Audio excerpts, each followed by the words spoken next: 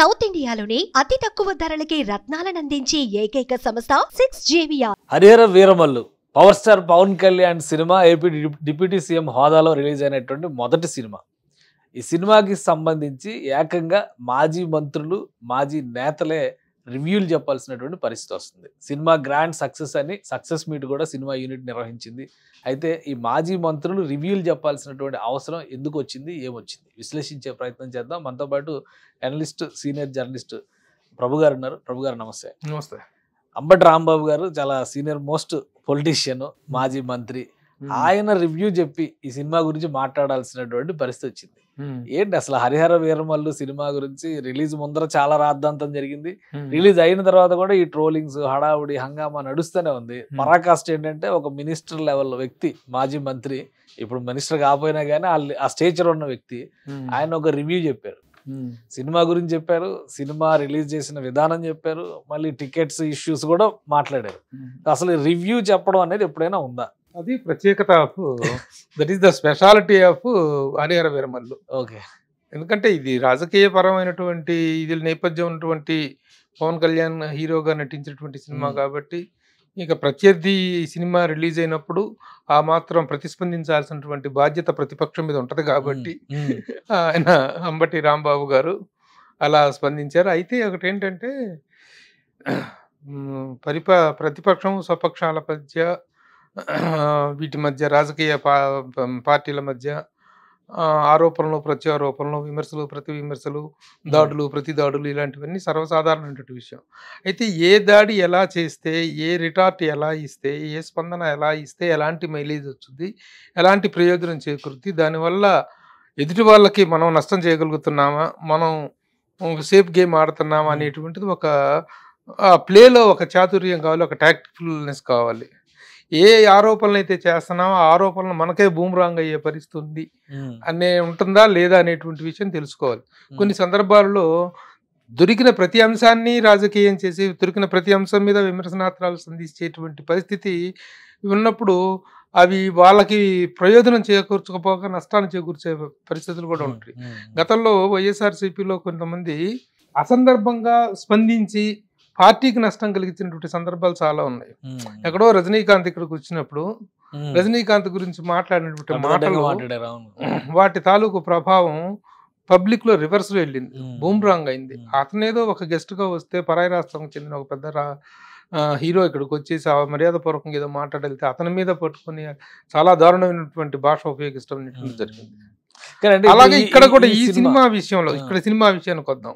ఈ సినిమా విషయంలో రాంబాబు గారు, అంబటి రాంబాబు గారు చేసినటువంటి వ్యాఖ్యలు, ఆయనలో మంచి కళాకారుడు ఉన్నాడు నిజంగా. ఎందుకంటే ఆయన సినిమా రిలీజ్ ముందరేమో డబ్బులు తెచ్చిపెట్టాలి, నిర్మాతకి లాభాలు తెచ్చిపెట్టాలని ఆయనే ట్వీట్ చేశారు. ఇప్పుడు ఆయనే కౌంటర్ అటాక్ ఇచ్చారు. మంచి ఆయన చేసిన వీడియో కూడా చూసాం. ఆ వీడియోలో ఆయన చెప్పిన విధానం, ఎందుకంటే రాంబాబు గారు రకరకాల హావభావాలతో మాట్లాడగలిగిన వ్యక్తి. సో భలే బాగుంటుంది. ఆయన యాజ్ ఏ అనలిస్ట్ గా కానీ, యాజ్ ఏ వ్యూవర్ గా చూస్తే పొలిటీషియన్ కంటే మీకు ఎంటర్టైనర్ బాగా కనిపిస్తుంది ఆయన మాటల్లో. చాలా చక్కని హావభావాలతో మాట్లాడు, చక్కని భాష ఉపయోగిస్తారు. ఆయన అభినందించాల్సిన విషయం ఏంటంటే, సందర్భం ఏదైనా, మాట్లాడిన విషయం ఏదైనా భాషలో కానీ ఎక్స్ప్రెషన్ లో కానీ ఒక రకమైనటువంటి బ్యాడ్ ఇది అనేది ఉండదు, చక్కగా మాట్లాడతారు. అయితే ఇప్పుడు పర్టికులర్ గా ఈ సినిమాకి సంబంధించి మాక్సిమం మాట్లాడతారు, అప్పుడప్పుడు నోరు జారుతా ఉంటారు.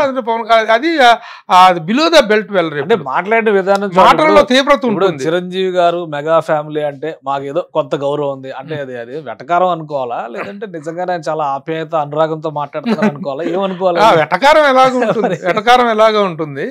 వెటకారం ఉన్నా సరే బిలో ద బెల్ట్ లాంగ్వేజ్ అనేది ఉండదు ఆయన దగ్గర. ఎందుకంటే అక్కడ మాట్లాడే వాళ్ళలో 90% బిలో ద బెల్ట్ లాంగ్వేజ్ మాట్లాడుతుంటారు. కానీ ఈయనకు అలా ఉండదు, మంచి పదకొంబన ప్రతిభ కనిపిస్తుంటుంది ఆయన మాటల్లో. అంతవరకు అభినందిద్దాం. అయితే ఇప్పుడు ఆయన లేవనెత్తిన పాయింట్ సినిమా మీద దానికి రకరకాల విషయాలు మాట్లాడారు. అయితే అడ్డగోలు జీవోలు తెచ్చుకొని అనేటువంటి పదం ఆయన వాడింది చాలా చాలా అసంబద్ధంగా అనిపిస్తుంది. అడ్డగోలు జీవులు ఏంటి, ఎందుకు అంటే ఆయన క్లియర్ గా ఒక మాట ఏం చెప్తున్నారంటే, ఈ సినిమా ఫ్లాప్ అయిపోద్ది అని ముందే తెలిసి నిర్మాతకి ఏదో కొంత మేలు చేయాలి, ఎందుకంటే 5 సంవత్సరాలు లాగి చేయడం వల్ల ఆయన బాగా లాస్ అయ్యాడు కాబట్టి ఆ ఉద్దేశంతో మాత్రమే ఇది చేశారు పవన్ కళ్యాణ్ గారు. ఆయన పూర్తి స్థాయి ఇన్ఫ్లుయెన్స్ ఉపయోగించారు, ఒక రాష్ట్రంలో కాదు 2 రాష్ట్రాల్లో ఉపయోగించారు అంటున్నారు. దేనికి ఉపయోగించారు? ఉపయోగించాల్సిన అవసరం ఏమొచ్చింది? పూర్తి స్థాయి ఇన్ఫ్లుయెన్స్ ఉపయోగించాల్సిన అవసరం వచ్చింది. ఆయన ఈ సినిమా గురించి స్పందించింది ఆయనకున్న బిజీ షెడ్యూల్లో ఆయన కేటాయించిన సమయం సినిమా 2 రోజుల్లో రిలీజ్ అవుతుందనగా 24వ తారీఖున రిలీజ్ అవుతుందనగా 22వ తారీఖున ప్రెస్ మీట్ పెట్టారు. 21న 22న ప్రెస్ మీట్ పెట్టారు ఆయన. అదే కనుక ఆయన ఇంకా దాన్ని లబ్ధిలోకి తీసుకెళ్లాలనుకుంటే ఇంకొక వారం రోజుల ముందే స్పందించుంటే ఈ వేవ్ అనేది ఇంకా చాలా తీవ్ర స్థాయిలో వెళ్ళుండే. అలా కాకుండా అనుకున్న టైంలో ముందు సినిమాకి 2 రోజుల ముందు ఆయన చేయటం వల్ల ఈ వేవ్ వచ్చింది సినిమాకి. అది ఒక సినిమాలో నటించినటువంటి హీరోగా ఆయన బాధ్యత, తన కారణంగా డిలే అయింది కాబట్టి ఆ డిలేకి కొంత కాంపెన్సేషన్ చేద్దామని చెప్పి తన కెరీర్లో ఏ రోజు సినిమాల ముందుకు వచ్చి కెమెరాల ముందుకు వచ్చి మీడియా ముందుకు వచ్చి ప్రమోషన్ చేయని వ్యక్తి. సినిమా బాగా డిలే అయింది, నిర్మాత ప్రాబ్లంలో ఉన్నాడు, అతన్ని సేవ్ చేయాల్సిన బాధ్యత ఉందని చెప్పి ఆ బాధ్యత తీసుకుని వచ్చాడు తప్ప అంతేగాని కొత్తగా ఆయన ఇప్పుడు ఏ రోజున వచ్చారు ఇన్ని సంవత్సరాల్లో. నాకు గుర్తుంటే జానీ ప్రెస్ మీట్ తను లకడీ కాపూర్లో ఒక కళ్యాణ మండపంలో షూటింగ్ జరుగుతున్నప్పుడు జరిగిందే ఓపెన్ గా తనని నేను ఫేస్ చేసినటువంటి ప్రెస్ మీట్. ఆ తర్వాత ఎప్పుడు ఏ ప్రెస్ మీట్ లో తను చూడలేదు మనం. అయితే ఇక్కడ ఈయన ఈ విషయాలు ఎన్నైనా మాట్లాడచ్చు, సినిమా గురించి, సినిమా రివ్యూ గురించి. ఒక మంత్రి స్థాయి, ఒక మాజీ మంత్రి స్థాయి వ్యక్తి సినిమా గురించి రివ్యూ చెప్పే స్థాయికి వెళ్ళిందంటే అది సినిమా స్థాయి పెరిగిందా, మంత్రి స్థాయి తగ్గిందా? డెఫినెట్ గా సినిమా స్థాయి అనేటువంటిది గొప్పగానే ఉంది. ఎందుకంటే రాజకీయపరమైనటువంటి విషయాల మీదనే మాట్లాడుతుంటారు తప్ప సినిమాల గురించి, రివ్యూలను, సినిమాల తాలూకు రిజల్ట్ల గురించి, వాటి గురించి, ఇటు గురించి ఒక రాష్ట్ర స్థాయి మంత్రి, మాజీ మంత్రి మాట్లాడటం అనేటువంటిది కొత్త, ఎప్పుడు జరగలేదు అది. కానీ అంటే అంబటి రాంబాబు గారు ఒక 2 ప్రశ్నల్ని చాలా స్ట్రైట్ గా సంధించారు. ఒకటి అడ్డగోలు జీవో, మీరు అన్నమాట అడ్డగోలు జీవో అంటే అసలు ప్రభుత్వం ఇప్పటి వరకు అలాంటి జీవోలు ఇవ్వలేదా? ఇది పవన్ కళ్యాణ్ గారి మీద ప్రేమతో ఏమన్నా ఎక్కువ టికెట్ రేట్లు పెంచుకోవచ్చు, లేదంటే మీ ఇష్టం వచ్చిన రోజులు షోలు వేసుకోవచ్చు, మీ ఇష్టం వచ్చినన్ని థియేటర్లను ఆక్యుపై చేసుకోవచ్చు అని ఏమన్నా ఇచ్చారా ఈ జీవోలో? ఫస్ట్ అయితే కొంతమంది అసలు జీవోనే లేకుండా ఇచ్చారని చెప్పి అన్నారు. తర్వాత అంబటి రాంబాబు గారు అయితే జీవో ఉంది అని జీవో కాపీ చూపిస్తూనే ఆయన వీడియోలో చూపిస్తూనే చెప్పారు. సో అక్కడ ఏం జరిగింది, వైలేషన్ ఏం జరిగింది? పవన్ కళ్యాణ్ గారు జీవో జనరేట్ అనేటువంటిది ఎలా జరుగుతుందో తెలుసు. జీవో అనేటువంటిది వచ్చినప్పుడు మాత్రమే ఇవన్నీ కూడాను అమల్లోకి వస్తాయి. టికెట్ల రేట్లు పెంపు కానీ, టికెట్ నెంబర్ ఆఫ్ షోస్ పెంచుకోవటం కానీ జీవో ప్రకారమే జరుగుతుంది. అది జీవో ప్రకారమే జరిగింది. ఈయనకి విషయంలో కూడా అదే జరిగింది. కొత్తగా ఈయనకంటూ ప్రత్యేకమైనటువంటి ఇవేం చేయాలి, ప్రత్యేకత చేయకపోగా యాక్చువల్గా అక్కడ 900 రూపాయలు మైత్రి మూవీస్ వాళ్ళు ఆ సినిమాను డిస్ట్రిబ్యూట్ చేసిన మైత్రి మూవీస్ వాళ్ళు మనం టికెట్ రేటు 900 దాకా పెట్టచ్చండి, పుష్పక్ అలా పెట్టడం జరిగింది అని చెప్పారంటే వద్దు, అంత వద్దండి, అంత రేటు పెడతాం అనేటువంటిది అవసరం లేదు, నాకు 600 చాలు. ఇది యాక్చువల్గా నిర్మాత యొక్క హెడ్ఏక్ ఇది. ఆ జీవో తెచ్చుకోవటం కానీ, అప్లై చేసుకోవటం కానీ అందరూ లాగానే తన్నే ఆల్రెడీ క్లియర్ గా చెప్పారు. Through proper channel, any representation must come through the proper channel. ఇందులో ఫాలో అయ్యారా? అది ఫాలో అయ్యారు 100%. అంతకు ముందు జూన్ 12న రిలీజ్ అనుకున్న రోజునే అప్పుడే ఈయన వెళ్ళి ఛాంబర్ దగ్గరికి వెళ్ళి ఛాంబర్లో అప్లై చేసుకొని నాకు వెసులుబాటు కావాలని చెప్పి త్రూ ప్రాపర్ ఛానలే వెళ్ళారు ఆయన. వెళ్ళి ఆ ప్రాపర్ రత్నం గారు వెళ్ళి అక్కడ ఆ జీవోకి అప్లై చేసుకుని సరే ఈ సినిమా వాయిదా పట్టిన తర్వాత అదే అప్లికేషన్ మళ్ళీ again reforwarded to the government and requested and he got it. అది కూడా అడ్డగోలుగా ఏం జరగలేదు. 6 షోలకి అయినా పర్మిషన్ ఇస్తున్నామంటే 6 షోలుగా పర్మిషన్ అడిగితే నా 6 షోలు కాదు 5 షోలు అన్నాడు. 5 వాళ్ళు 6 షోలకి ఇచ్చే ఇది చూపించినా సరే వద్దు, అవసరం లేదు, 5 షోలు చాలని చెప్పేసి వాళ్ళు తెచ్చుకున్నారు. అలాగే 900 రూపాయలు పెట్టుకునే అవకాశం వెసులుబాటు, ఎందుకంటే బడ్జెట్ని బట్టి దీన్ని బట్టి టికెట్ రేట్ పెంచుకునే అవకాశం కల్పించారు. అది నిర్మాత యొక్క వాళ్ళ ఇష్ట ప్రకారం జరిగేటువంటి. 600 రూపాయలు అమాంతం పెంచేశారు. అంటే ఈ సినిమా చూడాలంటే పేదవాడు థియేటర్ కి రాకూడదా? ఇవన్నీ ప్రశ్నలు రావనెత్తారు. ఎంత 600 రూపాయలు అది కాదు. అంటే మీ సినిమా చూడాలంటే మొదటి రోజు 750 రూపాయలు పెట్టి మేము సినిమా చూడాలా? ఇది కుట్రపూరితంగా చేసిన చర్య కాదా? ప్లస్ ఇదే జీవోని చూపించి తెలంగాణ ప్రభుత్వాన్ని చంద్రబాబు నాయుడు గారి ద్వారా ఇన్ఫ్లుయెన్స్ చేసి రేవంత్ రెడ్డి గారి ద్వారా జీవో తెచ్చుకున్నారు. ఆల్రెడీ రేవంత్ రెడ్డి గారు పుష్ప 2 సినిమాలో సందర్భంగా జరిగిన వివాదం తర్వాత ఏ సినిమాకి టికెట్ ధరలు పెంచడానికి మేము ప్రభుత్వ పరంగా అంగీకరించము అని అసెంబ్లీలో అనౌన్స్ చేశారు. అలాంటి వ్యక్తిని మీరు ఇన్ఫ్లుయెన్స్ చేశారు అన్నారు. ఎంతవరకు నిజం? చంద్రబాబు నాయుడు గారి ద్వారా ఇన్ఫ్లుయెన్స్ చేశారు. ఇదే విషయాన్ని నేను నిర్మాత ఏం రత్నం గారికి ఫోన్ చేసి అడిగాను. నేను ఏమంటే మీరు ఎలా తెచ్చుకున్నారు జీవో, తెలంగాణలో కానీ అక్కడ కానీ ఎలా తెచ్చుకున్నారు ఈ జీవోలు, జరిగింది ఏంటి అని అడిగితే ఆయన చెప్పినట్టు సుస్పష్టంగా చెప్పింది ఏంటంటే, అసలు నేను జీవోలు తెచ్చుకోవటానికి కానీ దీనికి పవన్ కళ్యాణ్ గారికి ఏమన్నా సంబంధం ఉందండి? నేను నిర్మాతగా నేను అప్లై చేసుకోవాలి, నేను అప్లై చేసుకుంటే వాళ్ళు ఇస్తారా వెసులుబాటు అనేది. 2 సార్లు, ఒకసారి కలవటానికి వెళ్ళి కలిసేయడానికి ప్రయత్నించాను రేవంత్ రెడ్డి గారిని. వారు ఫస్ట్ టైం తర్వాత కలుద్దామన్నారు, చాలా సానుకూలంగా చేశారు తప్ప దీని మీద ఆయన ఏమీ స్పందించలేదు. ఇవ్వమని కూడా చెప్పారు ఫస్ట్ టైం కలిసినప్పుడు. అయితే రెండోసారి మళ్ళీ కలిసి, సార్ ఇది చారిత్రాత్మకమైన సినిమా, కొంచెం ఆ హిస్టారికల్ ప్రామినెన్స్ ఉన్న సినిమా కాబట్టి ఈ సినిమాని మీరు కన్సిడర్ చేయాల్సిన ఇది ఉంది సార్ అని చెప్పేసి బతిలాడిన మీద రిక్వెస్ట్ చేసుకున్న దాని మీద ఆయన కన్సిడర్ చేశారు. దాంట్లో ఫస్ట్ కన్సిడర్ చేయలేదు, రెండో రిక్వెస్ట్ కి కన్సిడర్ చేయడం అనేది జరిగింది. సరే ఇది ఈ సినిమా అండి అని చెప్పేసి చెప్పేస్తున్నాను. అది యాక్చువల్గా ఏంటంటే అప్పుడు జరిగినటువంటి ఒక హీటెడ్ సిచ్యువేషన్ లో అసెంబ్లీలో రేవంత్ రెడ్డి గారు ఆ విధంగా స్పందించారు, ఇంకా ఈ సినిమాలకు ఇవ్వము అని చెప్పేసి. ఆ హీట్ అనేటువంటిది కంటిన్యూ అవ్వాల్సినటువంటి అవసరం లేదు. తర్వాత చాలా సినిమాలకు ఇవ్వడం జరిగింది కదా. డాకు మహారాజ్ ఇచ్చారు, సంక్రాంతికి వస్తున్నాకి ఇచ్చారు, ఆ సినిమా బడ్జెట్ ను బట్టి కుబేరాకి ఇచ్చారు, అన్నిటికీ ఇచ్చారు. అది రాంబాబు గారికి కనబడలేదా, లేదంటే వాళ్ళ మీడియాలో కవర్ కాలేదు? వాళ్ళకేంటంటే ప్రతిపక్షానికి ఏం కనిపిస్తుంది, స్వపక్షం వీళ్ళ పక్షంలో ఉన్నటువంటి లోపాలే కనిపిస్తే వాటినే భూతత్వంలో చూడటం అనేటువంటిది ప్రతిపక్ష లక్షణం. ఆ లక్షణాన్ని ఆయన ప్రదర్శించారు. ఇంకొక విషయం రాంబాబు గారు ప్రస్తావించింది ఏంటంటే, ఆయన కొన్ని ఎవిడెన్సెస్ పెట్టారు. ఆయన మంచి టీవీ ఛానల్ పెట్టే ప్రాసెస్ లో ఉన్నారేమో. ఆయన ప్రెజెంటేషన్ వీడియో నేను చూస్తే అది ఎలా ఉంది, డబుల్ కెమెరా షూట్స్ బాగానే ప్లాన్ చేశారు కరెక్ట్ గా అనమాట. అందులో ఒకటి పెట్టారు, నారాయణమూర్తి గారు బయట పెట్టి, ప్రభుత్వాలు మాకేం సాయం చేయాల్సిన అవసరం లేదు, సినిమా నచ్చితే చూస్తారో లేదంటే లేదు, సినిమాని చూడమని ప్రమోట్ చేయండి, అది మాత్రం చేయండి చాలు ప్రభుత్వాలు అని చెప్పి నారాయణమూర్తి గారు. అంటే సినిమాలు ప్రభుత్వాలు ఎందుకు ప్రమోట్ చేయాలో మరి నారాయణమూర్తి గారు క్లారిటీ ఇవ్వాలి కానీ దాన్ని డిస్కస్ చేయొద్దు. నారాయణమూర్తి గారు చెప్పింది జనరల్ దీంట్లో చెప్పారు ఆయన. నారాయణమూర్తి గారు నా సినిమాకి టికెట్ రేట్లు పెంచండి అని అడగాల్సిన ఇతరులు లేదు. ఆయన సినిమాలన్నీ కూడాను బడుగు బలహీన వర్గాలకు సంబంధించినటువంటి చిత్రాలు కాబట్టి ఆయన ఎప్పుడు కూడాను వాటిని హై బడ్జెట్ సినిమాలు కావు, ప్రజామాన్యంతో విడిపోయినటువంటి సినిమాలు. అలాగే చిన్న సినిమాల వాళ్ళు ఎవరు వెళ్ళిపోయి మా సినిమా టికెట్ రేట్లు పెంచుకుంటామని అడగరు. పెద్ద సినిమాలు మాత్రమే ఈ రోజున కోటాను రూపాయలు పెట్టి తీస్తున్నాయి. ఎందుకు తీస్తున్నారా పెద్ద సినిమాలు అంటే, పెద్ద సినిమా అనేటువంటి ఈ రోజున విజువల్ మీడియా అనేటువంటి దాని మీడియా తాలూకు ఇది పెరిగిపోయింది. పెద్ద సినిమా ఆస్కార్ రేంజ్కి వెళ్ళిపోయిన సినిమా పాన్ ఇండియా సినిమా అయిపోయింది. ఇన్ని కోట్ల రూపాయలు పెట్టి తీస్తున్నప్పుడు సినిమా రేట్లు పెంచుకునే వెసులుబాటు అనేటువంటిది మాకు కావాలి. సినిమా టికెట్ మా కన్జ్యూమర్ ప్రోడక్ట్ చేసేటువంటి ఉత్పత్తిదారుడికి దాని రేటు పెంచుకునేటువంటి వెసులుబాటు కావాలి. ప్రతి ప్రోడక్ట్ కూడాను దాన్ని ఉత్పత్తి చేసేవాడే రేటు నిర్ణయించుకుంటాడు. అలా సినిమా వాడికి కూడాను ఆ వెసులుబాటు, తను పెట్టిన ఖర్చుకు తగిన వెసులుబాటు కావాలని అడగటంలో ఈ విమర్శ ఏంటో నాకు అర్థం కాదు. ఇప్పుడు ఈ రోజున ఏ ఇదైనా తీసుకోండి, ఏ రంగంలోనే తీసుకోండి, ఆర్టీసీ బస్సు పోనీ ప్రైవేట్ బస్సుల వాళ్ళు టికెట్ రేట్లు సంక్రాంతి అప్పుడు, దసరా అప్పుడు, సెలవులప్పుడు టికెట్ రేట్లు పెంచారంటే స్వార్థపరులు ప్రైవేట్ ట్రాన్స్పోర్ట్. ఆర్టీసీ వాళ్ళు ఎందుకు పెంచుతున్నారు, రైల్వే వాళ్ళు ఎందుకు పెంచుతున్నారు, ఎయిర్ టికెట్లు ఎందుకు పెరుగుతాయి, ఎయిర్ టికెట్ ఈరోజు బుక్ చేసుకుంటే ఒకటి, టికెట్ సీజన్ దగ్గరలో పెట్టుకుంటే ఇవన్నీ ఎప్పుడు పెరుగుతున్నాయి? సరే డిమాండ్ బట్టే కదా సప్లై. ఇంత ఖర్చు పెట్టి చేస్తున్నప్పుడు దాన్ని బ్లాక్ మార్కెట్గా ఎలా అనుకుంటారు? అది కాకుండా సినిమా అనేటువంటిది ఔత్సాహికం. నీ ఇష్టమైతే చూస్తావు, లేకపోతే లేదు. నీకు ఎవడు బలవంత పెట్టడం. నీ ప్రయాణం అనేటువంటి దాన్ని వాయిదా వేసుకుంటున్నావు. నువ్వు 22,000 3,000 పెట్టి టికెట్లు కొనుక్కుని ఇక్కడ నుంచి విజయవాడ పోవటం లేదా? ఆ ప్రశ్న ఎందుకు ఉదయించిందో నాకైతే అర్థం కాదు. ఇదేదో అభిమానులను దోచుకోవటం ఏంటి? ఆ ఇంట్రెస్ట్ ఉన్న వాళ్ళు ఫస్ట్ డే చూస్తారు.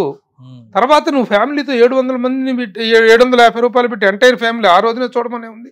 నీకు టికెట్ పెంచుకునే వెసులుబాటు ఎప్పుడు ఫస్ట్ వీక్ వరకు ఇచ్చారు. ఆ తర్వాత సినిమా ఉంటుందో లేదో కూడా తెలియదు. సినిమా మొత్తం ఒక 15 days 1 week 10 days సినిమా మొత్తం 1 week 10 days లో ఎక్స్‌ప్లాయిట్ అయిపోతుంది. తర్వాత థియేటర్ లో టికెట్ తీయడానికి 3 ఏళ్ళు 4 ఏళ్ళు పడితే ఎక్స్పైరీ డేట్ 1 week 10 days లో అయిపోతుంది. తర్వాత నువ్వు తీరుపట్టుగా చూడొచ్చుగా. అందరూ ఫ్యామిలీస్ చూడాలంటే ఎట్లా దోచేస్తున్నారని చెప్పేసి అదొక పిచ్చి విమర్శ ఒకటి మొదలు పెట్టారు. రాంబాబు గారు చేసిన విమర్శ కూడా అలాంటి పిచ్చి విమర్శ అంట. సినిమా టికెట్ల రేట్ల విషయంలో ఆ విధంగా మాట్లాడటం అనేటువంటిది కరెక్ట్ కాదు. నువ్వు ఇదే మాట ఆర్టీసీ వాళ్ళ దగ్గర మాట్లాడండి. ఆర్టీసీ వాళ్ళ టికెట్ రేట్లు పెంచడానికి వెళ్ళలేదు పండగలప్పుడు.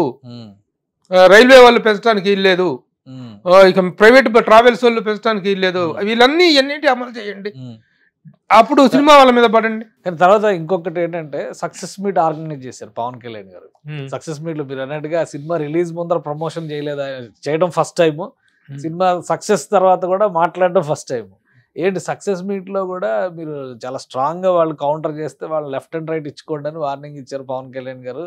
ఇది కూడా తప్పు అని చెప్పని ట్రోలింగ్స్ విపరీతంగా ట్రోలింగ్స్ నడుస్తున్నాయి. అక్కడ ఏదో ఆయన కొట్టమన్నారు తన్నమన్నారు అన్నట్టుగా కూడా, ఆయన కొట్టమన్నారు తన్నమన్నారు కాదు, ఈ సినిమాని మోసేస్తుంటే ఈ వీరమల్లు సినిమాని మోసేస్తుంటే ఆ మోసేస్తున్న దాంట్కి మీరు రిటార్ట్ ఇచ్చుకోండి, అంతేగాని నేనేం చేస్తాను, మీరు మీ దగ్గర లేదు, మీరెందుకు మౌనంగా ఉంటున్నారు, వాళ్ళు మోసేస్తే మీరు మోసేయండి, మీరు రిటార్ట్ ఇవ్వండి అని చెప్పారు తప్ప తన్నండి పొడవండి కొట్టండి కరవండి రప్ప రప్ప అని నేనేం అడగలేదు కదా, అనలేదు కదా, సినిమా అలాంటి పిలుపులేమి ఇవ్వలేదుగా ఆయన మాట్లాడింది సినిమా మీద జరుగుతున్నటువంటి దాడి. యాక్చువల్గా ఏంటంటే ఆయన చాలా గొప్ప మాట వాడారు పవన్ కళ్యాణ్ గారు. సినిమా అనేటువంటిది సక్సెస్లు, ఈ కలెక్షన్స్, ఈ రికార్డులు, ఈ రిలీజులు, ఈ బాక్స్ ఆఫీస్ పరిభాష ఇదంతా కాదు. సినిమా అనేటువంటిది ఒక ఫెస్టివల్. ముఖ్యంగా ఒక పాయింట్ని లేవనెత్తాను. ఒక ఔరంగజేబ్ అనేటువంటి మొఘల్ సామ్రాజ్య కాలంలో ఔరంగజేబ్ అనేటువంటి వ్యక్తి చేసిన దురాఘాతాలని ప్రశ్నించటం, నిలదీయటం అనేటువంటిది నేను ఈ సినిమా ద్వారా చేసినటువంటి గొప్ప ఇది. నాకు I'm not concerned much with the success of the film or with this box office లాంగ్వేజ్తో నేను పట్టించుకున్న వాటిని ఎక్కువగా. ఒక సినిమా కంటే ఒక పర్పస్ ఉంది, ఆ పర్పస్ నెరవేరింది అనేటువంటి సెన్స్లో నేను మా అన్న మాట్లాడాను. అంతే తప్ప వీళ్ళని మీరందరూ కొట్టండి రెచ్చిపోండి అని చెప్పేసి ఆయన ఏమీ అనలేదు. That was not he didn't mean that. వరుసగా ట్రోలింగ్స్ ఇప్పుడు సినిమాలో యాక్ట్ చేసినటువంటి ఆర్టిస్ట్ ని ఆయన పిలిస్తే కూడా అక్కడ ఏదో యాంగ్జైటీకి లోనయ్యి అమ్మాయి సినిమాలో చిన్న క్యారెక్టర్ చేసింది, నివేదిత ఏదో ఉంది, అమ్మాయి నివిత ఏదో ఉంది, తను ఆ సినిమాలో చిన్న క్యారెక్టర్ చేసింది. ఆ అమ్మాయి ఇక్కడ దూరంగా కూర్చుంటే యూనిట్ మెంబర్ తను. ఆ అమ్మాయిని పాపం అక్కడ కూర్చోబెట్టారంటే నువ్వు చేసావు కదమ్మా అని చెప్పేసి దాన్ని గుర్తు చేసుకొని పైకి రామ్మా అని చెప్పేసి ఆ అమ్మాయిని పాపం సగౌరవంగా పైకి తీసుకొస్తే అసలు ఆ అమ్మాయి నిలువెల్లా షేక్ అయిపోయింది. ఆ అమ్మాయి వీర వీర వీర అభిమాని. ఆ మామూలుగా కింద కనిపించినప్పుడు నాకెవరో పరిచయం చేశారు. పరిచయం చేస్తే ఆయన అభిమాని కాని వాళ్ళు ఎవరు ఉంటారండి మనిషి అన్న తర్వాత అన్నది నాకు. నేను షాక్ అయ్యా. ఏంటమ్మా పవన్ కళ్యాణ్ గారి అభిమానం అంటే మనిషి అన్న తర్వాత ఆయన అభిమాని కాని వాళ్ళు ఎవరు ఉంటారండి అని. బాబాయ్ నిజంగా వేరే వేరే అభిమాని అనుకున్నాం, అయిపోయింది. మేమందరం షాక్. సడన్ గా ఆ అమ్మాయిని పైకి పిలిచి ఆ అమ్మాయికి ఫోటో ఇచ్చి ఆ అమ్మాయికి అసలు మనిషి అల్లకల్లోలం అయిపోయింది ఆ కాసేపట్లో. ఆయన దగ్గర నుంచి ఆ పిలుపు వచ్చి అది జరిగింది. That was a very nice gesture of him. అక్కడ తనతో కలిసి నటించినటువంటి అమ్మాయిని అంటే స్టేజ్ మీదకి పిలిచి ఆయన ప్రత్యేకించి గుర్తించి ఆ అమ్మాయిని అభినందించడం అనేది ఇట్ ఈస్ వండర్ఫుల్ జెస్చర్. దాంట్లో మోసేయటానికి ఈ రోజుల్లో ప్రధానికి మోస్తారు. సో ఇక సినిమా టికెట్ల రేట్లు పెంపు వ్యవహారానికి సంబంధించి కానీ జీవోలు ఇవ్వడానికి కానీ ఒక విధి విధానాలు సక్రమైనటువంటి పద్ధతులు ఉన్నాయా లేవా? ఇది ప్రతిసారి ఇది ఒక చర్చనీయాంశంగా మారిపోయేటువంటి వాతావరణం ఎందుకు వస్తుంది? అంబటి రాంబాబు గారు ఈ రోజు రైజ్ చేసినటువంటి ప్రశ్నలకి సహేతుకంగా ప్రభుత్వం అట్లాగే మనం రెగ్యులర్ గా ఈ సినిమాలకైతే ఎలా రివ్యూలు చెబుతుంటాం, అంబటి రాంబాబు గారు కూడా ప్రతి సినిమాకి ఇలా రివ్యూ చెప్తే ఆనందిద్దాం, సంతోషిద్దాం, వీ విల్ వెల్కమ్ ఇట్. కానీ చాలా చక్కని భాషలో చక్కగా చెప్పగలరు ఆయన. ప్రతి సినిమాకు చెప్తారేమో చూద్దాం. చెప్పరు కదా, కేవలం అది హరిహర వీరమల్లు కాబట్టి, అది పవన్ కళ్యాణ్ కాబట్టి ఆయన చెప్పారు. కాబట్టి ఈ రచ్చ అనేటువంటిది it is a process. Cinema release ఆయన సినిమాని కూడా వీళ్ళు రాజకీయానికి వాడుకుంటారు. కానీ మిగతా సినిమాలు కూడా ఈయన డిలే చేయడం వలన నిర్మాతలు బలైపోతున్నారు. నిర్మాతల కోసమే నేను మాట్లాడుతున్నాను. ఆల్రెడీ ఇంతకు ముందర కూడా ఒక వీడియో చేశాను. 5 ఏళ్ళు ఆయన పీల్చి పిప్పి చేశారు. ఈ రోజు సినిమా నుంచి డబ్బులు వచ్చే పరిస్థితి లేదు. ఇంకో 2 సినిమాలు ఉన్నాయి. ఆ సినిమా నిర్మాతల పరిస్థితి ఏంటి, భవిష్యత్తు ఏంటి ఒకసారి ఆలోచించండి అన్నారు అంబటి రాంబాబు గారు. ఏంటి పవన్ కళ్యాణ్ గారు సీరియస్ గా సినిమా చేయాలనుకుంటే డేట్స్ టైమింగ్స్ ఫిక్స్ చేసి నిర్మాత ఎలాంటి ఇబ్బంది పడకుండా అనుకున్న టైంకి సినిమా వచ్చేలా చేయగలరా లేదా? లేదు అనుకుంటే పూర్తిగా రాజకీయాల వైపు వెళ్ళిపోయేటువంటి పరిస్థితి ఉందా? ఈ అనుభవం తర్వాత చూస్తే ఏమనిపిస్తుంది మీకు? అది మాత్రం సినిమా చేయదలుచుకుంటే దానికి కేటాయించాల్సిన సమయం దానికి కేటాయించాల్సిందే. రాజకీయం ఉంటే దానికి ఇవ్వాల్సిన షెడ్యూల్ దానికి ఇవ్వాల్సిందే. అయితే ఆ విషయంలో మాత్రం హరిహర వీరమల్లుకి ఆయన పాయింట్ ఆఫ్ వ్యూలో ఆ లోపం జరిగింది కాబట్టి, ఆ సౌకర్యం జరిగింది కాబట్టి ఆయన అంత తన అవుట్ ఆఫ్ ద బాక్స్ వచ్చేసి అంత చేయటం, ప్రమోషన్స్లో పార్టిసిపేట్ చేయటం. ఈ రోజున ఏ చిన్న హీరో కూడా సినిమాల్లో ప్రమోషన్స్లో పార్టిసిపేట్ చేయమంటే పోజు కొడుతున్నటువంటి సందర్భాలు మనకు తెలుసు. చిన్న హీరోయిన్లు కూడాను ప్రమోషన్స్కి రమ్మంటే మాకేంటి అంటున్నటువంటి సందర్భం మనకు తెలుసు. అలాంటి సందర్భంలో తన పాలసీకే విరుద్ధంగా వచ్చేసి ప్రమోషన్లో పార్టిసిపేట్ చేశారు ఆయన. అయితే నిజంగా కూడా ఇప్పుడు మీరు అడిగింది చాలా వ్యాలిడ్ క్వశ్చన్. మిగతా సినిమాలు 2 ఓజీ ఉంది, ఉస్తాద్ భగత్ సింగ్ ఉంది, మళ్ళీ ఈ సినిమా పార్ట్ 2 అంటున్నారు, హరిహర వీరమల్లు పార్ట్ 2 అంటున్నారు. ఏదేమైనా తన షెడ్యూలింగ్ అనేటువంటిది సినిమాకంటూ కేటాయిస్తే సినిమాలు చేసుకోకూడదు అనేటువంటిది లేదు. పవన్ కళ్యాణ్ గారు మళ్ళీ మళ్ళీ మళ్ళీ మళ్ళీ మళ్ళీ చెప్పేది ఏంటంటే, ఏ రాజకీయ నాయకుడైనా తన వ్యాపారాలు చేసుకుంటూనే రాజకీయాలు చేస్తున్నాడు. అలాగే సినిమా మీ వృత్తి కాబట్టి సినిమాలు చేసుకుంటూ రాజకీయాలు చేసుకోండి. ఏ మంత్రి పదవి ఉన్నా సరే, ఏ ఉన్నా సరే, ఏ మంత్రి పదవిలో ఉన్నా సరే సినిమాలు చేసుకోకూడదు అనేటువంటిది రాజ్యాంగంలో ఎక్కడా లేదు. వాళ్ళ ప్రొఫెషన్ కంటిన్యూ చేయకూడదని ఏ రాజ్యాంగంలో ఎక్కడా లేదు. వృత్తి చేసుకుంటానే చేసుకోవచ్చు. కాబట్టి సినిమాలు వదిలేస్తున్నానని చెప్పాల్సిన అవసరం లేదు. కాకపోతే ఫస్ట్ ప్రయారిటీ అక్కడ ఇస్తే సెకండ్ ప్రయారిటీ ఇక్కడ ఇవ్వండి. ఇక్కడ బిజీగా ఉంటే ప్రయారిటీ అక్కడ ఇవ్వండి, అక్కడ బిజీగా ఉంటే ప్రయారిటీ ఇక్కడ ఇవ్వండి. సో ఒక ఫిక్స్డ్ షెడ్యూల్ అనేది ఉండాలి.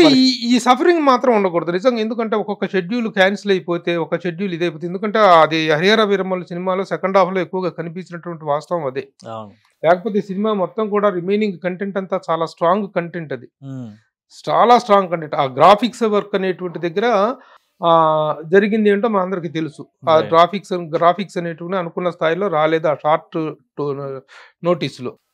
అందువల్ల అది కొంత సఫరింగ్ ఉన్నటువంటి మాట వాస్తవం. ఇప్పుడు రివ్యూలు చెప్పిన వాళ్ళందరూ కూడాను సినిమా చాలా బాగుంది, అద్భుతంగా ఉంది, ముఖ్యంగా ఫస్ట్ హాఫ్ ఎక్స్ట్రాడినరీగా ఉంది, సీట్ ఎడ్జ్ ఈ ఎమోషన్స్ కనిపించినాయి. కానీ సెకండ్ హాఫ్ లో వచ్చేటప్పుడు ఆ గ్రాఫిక్స్ వర్క్ మీరే చెప్పారు, రోజుకు 2 గంటలు 3 గంటలు చొప్పున చేసాము, చాలా చాలా కష్టపడి చేసాము, ఆ షెడ్యూల్ టైం లిమిటేషన్స్ లో చేసింది కాబట్టి ఆ లోపం కనిపించింది. సెకండ్ హాఫ్ లో డెఫినెట్ గా కనిపించింది. దాన్ని మనం కప్పిపుచ్చాల్సిన అవసరం లేదు. అలాంటి రివ్యూలు ఎవరు చెప్పలేదు. సినిమాలో ఉన్నటువంటి గొప్పతనాన్ని చెప్పారు, సినిమాలో ఉన్నటువంటి కంటెంట్ వాల్యూని చెప్పాము రివ్యూస్ లో. అలాగే జరిగినటువంటి లోపాన్ని చెప్పాం, టెక్నికల్ గా జరిగినటువంటి లోపాలు చెప్పాం. అయితే కంటెంట్ లో ఎమోషన్ ఉన్నప్పుడు ఈ లోపాలు అనేటువంటి కొట్టుకుపోతాయి. దారవీర సూరకర్ణ లాంటి సినిమాలో వస్త్రాపహరణం సీన్ లో దారాలు కనిపించినాయి, మయబత్స సీన్ లో దారాలు కనిపించినాయి అంటే అప్పుడు రామారావు గారు ఒకటే అన్నారు, మేము ఇక్కడ ఉన్నాగా దారాలు ఎవరు చూస్తారు, మా నటన చూస్తారు. అట్లాగే సినిమాలో ఎమోషనల్ కంటెంట్ ఉన్నప్పుడు ఈ టెక్నికల్ లోపాలు కొట్టుకుపోతాయి. అది జరిగింది మాట వాస్తవం. కానీ ప్రతిదాన్ని మనం రంధ్రాన్వేషణ చేద్దాం అని చెప్పి సినిమాని ప్రత్యేకించి మోసే కార్యక్రమం మాత్రం జరుగుతున్నమాట వాస్తవం. దాన్ని ఎవరైనా పాలకపక్షమైనా ప్రతిపక్షమైనా ఎవరైనా ఒప్పుకు తీరాల్సిన మాట మాత్రం వాస్తవం. రైట్. థ్యాంక్ యూ ప్రభు గారు విశ్లేషణ అందించినందుకు. ఇది హరిహర వీరమల్లు సినిమా పైన అంబటి రాంబాబు గారు చేసినటువంటి విశ్లేషణ అద్భుతంగా ఉంది. ఆయన చేసినటువంటి విమర్శకి ఆయన చూపించినటువంటి ఆధారాలు కూడా బాగున్నాయి. కానీ వాస్తవాలు తెలుసుకుని విమర్శ చేసుంటే ఇంకా బాగుండేదని ప్రభు గారు విశ్లేషిస్తున్నారు. ఇక హరిహర వీరమల్లు సినిమా తర్వాత తీయబోయేటువంటి సినిమాల విషయంలో కూడా పవన్ కళ్యాణ్ ఒక షెడ్యూల్ ప్రణాళికని అనుసరిస్తే కనుక ఈ ట్రోలింగ్స్ ఇవన్నీ కేవలం రాజకీయ పరంగా చేస్తున్నటువంటి వ్యాఖ్యానాలు, ఉపవ్యాఖ్యానాలు మాత్రమే. కానీ సినిమా పరంగా చూస్తే కనుక వీటిని పట్టించుకోవాల్సినటువంటి అవసరం లేదని విశ్లేషిస్తున్నారు ప్రభు గారు. ఇది special discussion. Keep watching. Suman టీవీలో మీ పర్సనల్ అండ్ బిజినెస్ ప్రమోషన్స్ కోసం కింది నెంబర్కి కాంటాక్ట్ చేయండి.